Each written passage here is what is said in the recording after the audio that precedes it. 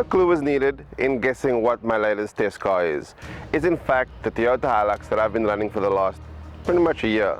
Ever since I drove one in Iceland, across lava fields, through volcanic riverbeds and the rest of that stuff. So imagine my luck when I got back to South Africa and just a few months down the line, I got this bad boy.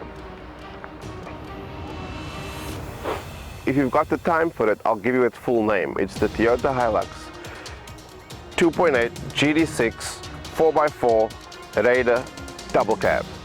And my one's blue.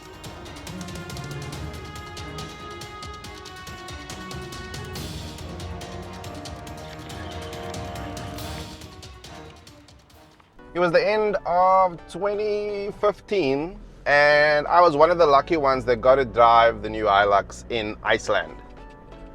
It's cold in Iceland. It's also full of volcanoes, lava fields, dried up riverbeds, quite wet riverbeds. The one I'm driving now, of course, is the 2.8 GD6, but if I'm honest with you, I've driven the 2.4 and that's all the engine you really need.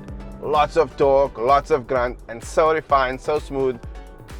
It really does feel like driving a Camry on stilts. I said Camry for good reason. Toyota have clearly gone with a very car-like cabin and it really pays off. I mean, if that's what people want right now, comfortable SUV-like experiences in their buckies, then Toyota have definitely delivered in spades. I wouldn't go as far as calling it luxurious, I wouldn't even call it premium, but they've definitely gone for a refinement on par with your typical sedan, and for that they should be commended.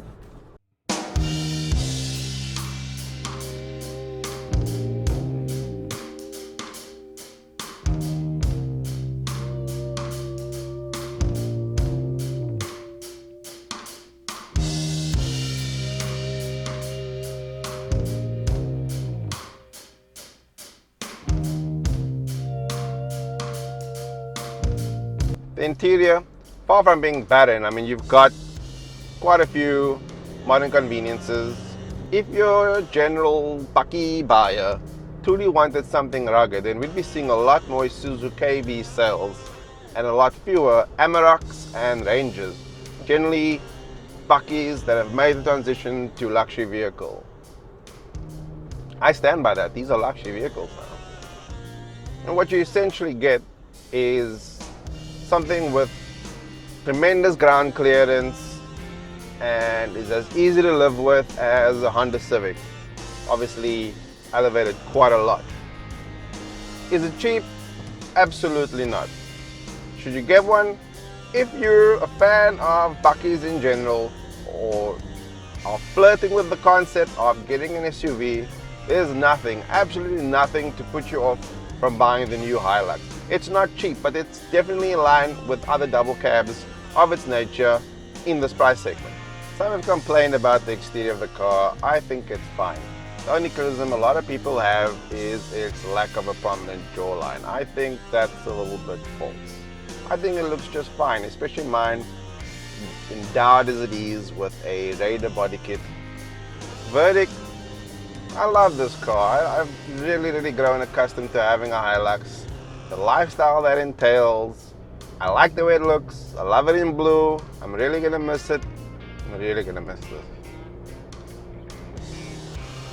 I'm gonna miss this car. It's been a great accomplice through all the times we moved houses, all the times we bought new furniture, all the times we went mountain biking and everything else we've done with this car, and we've done plenty.